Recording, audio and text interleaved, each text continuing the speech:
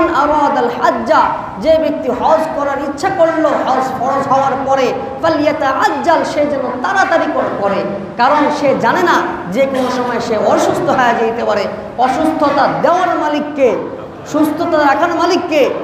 হ্যাঁ, আমি নিজে নিজে সুস্থ থাকবো এটা আমার হাত, এখানে আমার হাত নাই, যে কোনো সময় অসুস্থ হয়ে যেতে পারি। টাকা এখন আমার আছে, টাকা আমার যে কোনো সময় শেষ হয়ে যেতে পারে। রাসূল বলতেছে যে কোনো সময় একটা আবশ্যিক প্রয়োজনীয় আমার সামনে এসে যেতে পারে, যে প্রয়োজনটা মেটানোর জন্য আমার সব টাকা শেষ কি গেছে গা ওই দিকে। আল্লাহ তাআলা এমন একটা রূপ দিয়ে দিছে, সব কি ওই দিকে গেছে গা, এমন হয় না?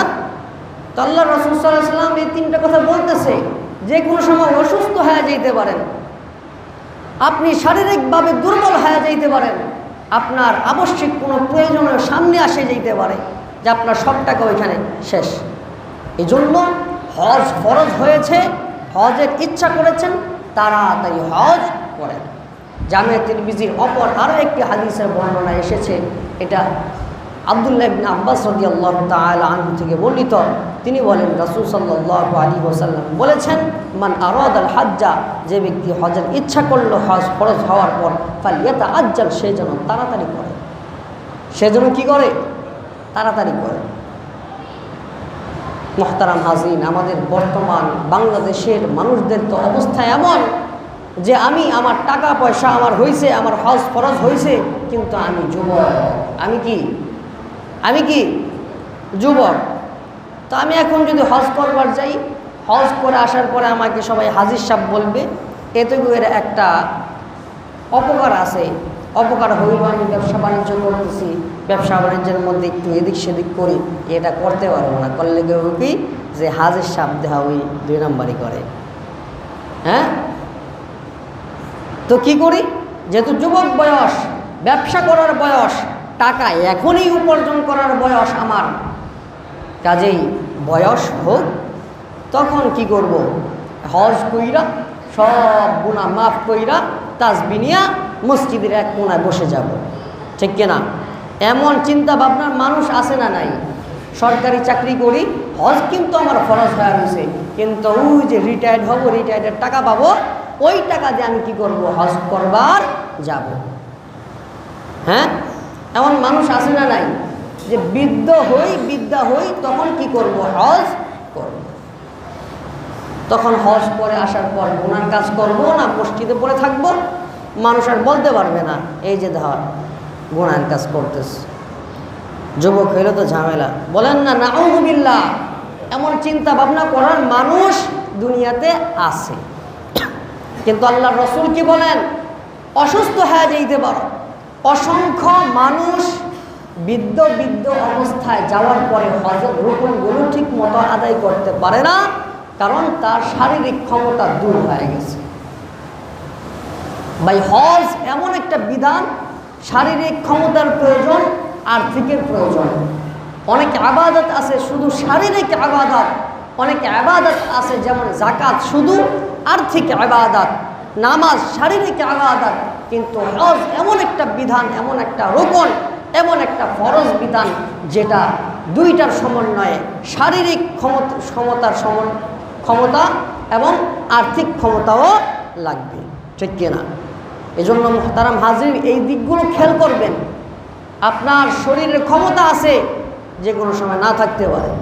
আপনি যুবক, আপনার টাকা আছে, এখনই আপনার উমরা করার সময়, এখনই আপনার হজ ফরজ হয়েছে, তো এখনই আপনার হজ করার সময়।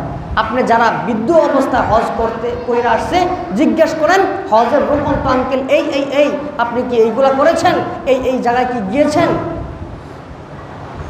প্রশ্ন কইলেন, দেখেন কি বলে। একটা না দুইটা এদিক সেদিক হয়, আর এটার বড় কারণ হইল শারীরিক অক্ষমতা। এই জন্য শারীরিক ক্ষমতা থাকা সত্ত্বে, হজ ফরজ হওয়া সত্ত্বে যে ব্যক্তি হজ করে না, দেরি করে, তার জন্য জামিয়া তিরমিজির এক হাদিসের বর্ণনায় আসছে, আল্লাহর রাসূল সাল্লাল্লাহু আলাইহি ওয়াসাল্লামের মাধ্যমে আল্লাহ তাআলা বড় ধমক দিয়েছেন। কেমন ধমক? আল্লাহর রাসূল সাল্লাল্লাহু আলাইহি ওয়াসাল্লাম বলতেছেন, যে ব্যক্তির হজ ফরজ হওয়ার পরেও হজ গড়িমিশি করতেছে, হজ করলো না, ওই ব্যক্তি ইহুদি হয়ে মৃত্যুবরণ হোক, নাসারা খ্রিস্টান হয়ে মৃত্যুবরণ করুক, এতে আল্লাহ তাআলার কোনো যায় আসে না। বলেন নাউযুবিল্লাহ। আরে ভাই, হজ করলে আল্লাহ তাআলার একটা তো জিম্মায় চলে যাই আমরা, হ্যাঁ, কিন্তু হজ ফরজ হওয়ার পরে না করলে আল্লাহ তাআলা এর দায়ভার নেয় না, তার দিক থেকে মুখ অপর দিকে ঘুরায় রাখে, যে তুমি ইহুদি হও গা, খ্রিস্টান হও গা, আমার কোনো কি যায় আসে না। মা বাবা যদি আপনাকে বলে আজ থেকে তোর দায়ভার আমার নাই, আজ থেকে দায়ভার আমার কথা মতো চলস না, খালি বিচার আসে আমার কাছে, বহুত তোর কি করছি, সতর্ক করছি, শুনস নাই, এখন থেকে কোনো বিচার আসলে আমি বলুন যে এই পোলা আমার না, যা মন চায় তাই কইলেন। তা আগে যে গুনাহের কাজ করছেন, অপরের উপরে জুলুম করছেন, যেমনি মন চায় চলছেন, একটা পিছনে একটা ব্যাকআপ দেওয়ার জন্য, সেটেল দেওয়ার জন্য একটা ছায়া বটগাছ বাবা ছিল, একটা শক্তি কাজ করছে। যখন বাবা কইছে যে আমি তোর লগে নাই, অথবা বাবা মরে গেছে, তখন দেখবেন যে মনোবল দুর্বল হয়ে গেছে, আপনি কেমন জানি দুর্বল হয়ে গেছেন, ঠিক কি না? ঠিক না? তো আল্লাহ রাব্বুল আলামিন ঠিক এই কথাটা বলতেছেন যে তোর উপর হজ ফরজ হয়েছে বান্দা, তোরে তো আর্থিক ক্ষমতা আমি দিলাম, তোর শারীরিক ক্ষমতা আমি দিলাম, এরপরে তুই হজ করতেছস না, এটা 5টা ইসলামের রুকনের মধ্যে অন্যতম একটা রুকন, তুই আদায় করতেছস না, তুই ইহুদি হয়ে মৃত্যুবরণ কর অথবা তুই খ্রিস্টান হয়ে মৃত্যুবরণ কর, এতে আমার কোনো যায় আসে না। বলেন নাউযুবিল্লাহ। ধমকটা ছোট না বড়, কম না বেশি? আরে ভাই বুঝেন না, মেসাল দিলাম এরপরেও বুঝলেন না? আপনি আল্লাহ তাআলার জিম্মায় নাই।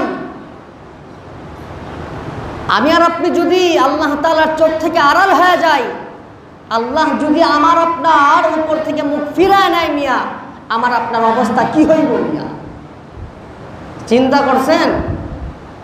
অনেকের উপর হজ ফরজ হয়ে রয়েছে, ব্যাংকে টাকা রাইখা দিছি, মেয়ের বিবাহ দিব, ছেলের বিবাহ দিব, হ্যাঁ, একটা ঘর করুন, বা এই ঘর করবেন, হ্যান করবেন, তার করবেন, এইগুলা চলবো না। আপনার টাকা হয়েছে, হজ ফরজ হওয়ার জন্য নেশাব পরিমাণ হয়েছে, বাস আপনার উপর হজ ফরজ, আপনি হজ করবেন। এক হাদিসে আছে যে হজ এমন একটা বিধান, যেই হজ হইল অভাব দূর করে। কি করে বলেন? অভাব দূর করে। 2 নাম্বার, আল্লাহ রাব্বুল আলামিন বিনা হিসাবে জান্নাত দান করেন। সুবহানাল্লাহ। 2টা ফজিলতের কথা বলা হয়েছে। প্রথমত অভাব দূর করে দেয়, 2 নাম্বার তাকে জান্নাত দেয়। সুবহানাল্লাহ। এই জন্য যারা মনে করি যে টাকা মনে হয় গেল গা, অভাবে পড়ে যাইমু, হ্যাঁ, আসলে অভাবে পড়বেন না। কে বলছেন? আল্লাহর রাসূল সাল্লাল্লাহু আলাইহি ওয়াসাল্লাম বলেছেন। হজ করলে ফজিলত আছে না নাই? বুখারী শরীফের এক হাদিসের বর্ণনা এসেছে, আন আবি হুরায়রা রাদিয়াল্লাহু তাআলা আনহু قال رسول الله صلى الله عليه وسلم من حج فلم يرفث ولم يفسق غفر له ما تقدم من ذنبه। سبحان الله سبحان الله। আল্লাহর রাসূল সাল্লাল্লাহু আলাইহি ওয়াসাল্লাম বলতেছেন, যে ব্যক্তি হজ আদায় করলো এমন অবস্থায় অশালীন কোনো বাক্য, কোনো কথাবার্তা বলল না, অন্যায় কোনো আচরণ করল না, ওই ব্যক্তির গুফিরা লাহু মা তাকদ্দামা মিন যামবিহি, তার পূর্বের সব গুনাহ আল্লাহ তাআলা মাফ করে দেবেন। সুবহানাল্লাহ। বুখারী শরীফের আরেক হাদিসের বর্ণনা এসেছে, عن أبي هريرة رضي الله تعالى عنه قال رسول الله صلى الله عليه وسلم من حج لله فلم يرفث ولم يفسق رجع كيوم ولدته أمه। আল্লাহর রাসূল সাল্লাল্লাহু আলাইহি ওয়াসাল্লাম বলেন, যে ব্যক্তি হজ আদায় করলো এমন অবস্থায় যে কোনো অশালীন বাক্য অশালীন আচরণ করল না, অন্যায় আচরণ দেখাইল না, খারাপ কোনো কথাবার্তা বলল না।